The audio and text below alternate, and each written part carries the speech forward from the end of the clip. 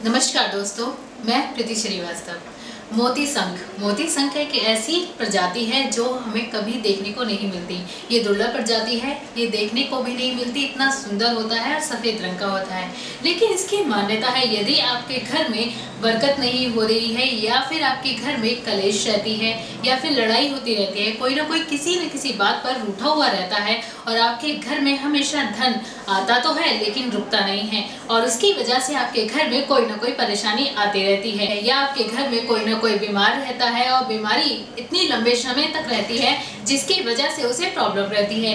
तो यदि आपके घर में ये सारी परेशानी है तो इस सारी परेशानियों का एक सिंपल सा हल है, वह है मोती शंख।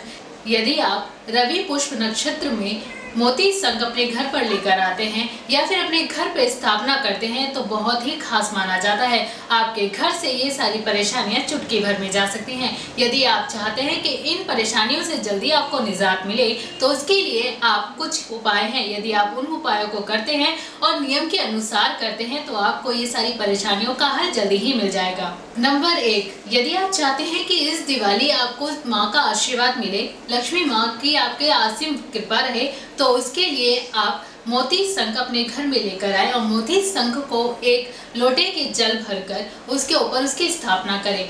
माता लक्ष्मी के चित्र के सामने उसकी स्थापना करते हैं तो माता लक्ष्मी की असीम कृपा भी रहती है और आपके घर में धन की वृद्धि भी होती है। नंबर 2, यदि आप कारखाने में काम करते हैं या फिर आपकी कोई फैक्ट्री है और उसमें लगातार आपको लॉस हो रहा है और आप चाहते हैं कि आपका जो लॉस है वह प्रॉफिट में चेंज हो जाए, तो उसके लिए मोती शंख सबसे ज़्यादा उपयोगी है।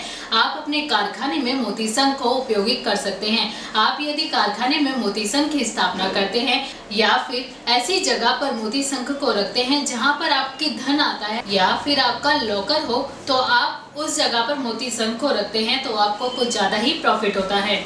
नंबर 3, यदि आप चाहते हैं कि माँ लक्ष्मी की आप पर असीम कृपा रहे तो उसके लिए सबसे अच्छा उपाय है, यदि आप महाकालेश्वर नमा के नाम से एक दाना चावल का रोज मोती शंख में डालते रहते हैं तो ऐसा करने से भी माँ लक्ष्मी खुश हो जाती हैं। और इस दिवाली पर यदि आप चाहते हैं कि माँ लक्ष्मी आपसे खुश रहें और आप पर हमेशा धन वर्षा होती रहे तो आप 21 दिनों तक ये कार्य करते रहें और महाकालेश्वर नमा कहना बिल्कुल ना भूलें। यदि आप इस जप के साथ मोती शंख का इस्तेमाल करते हैं तो आपके घर में हमेशा धन की वर्षा होती रहेगी।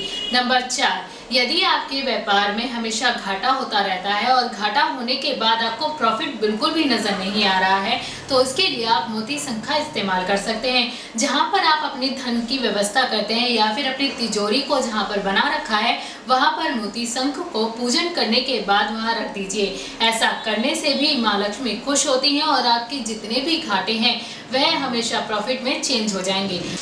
तो ये है वे आसान से तरीके, यदि आप करते हैं तो आपके घर में कभी भी पैसों की कमी नहीं होगी। और इस दिवाली यदि आप ये उपाय अपनाते हैं तो माँ लक्ष्मी की भी आप पर कृपा रहेगी। मेरे इस वीडियो को लाइक, शेयर एंड सब्सक्राइब करना ना भूलें। जब तक के लिए मैं प्रीति श्रीवास्तव आपसे इजाजत लेती हूँ।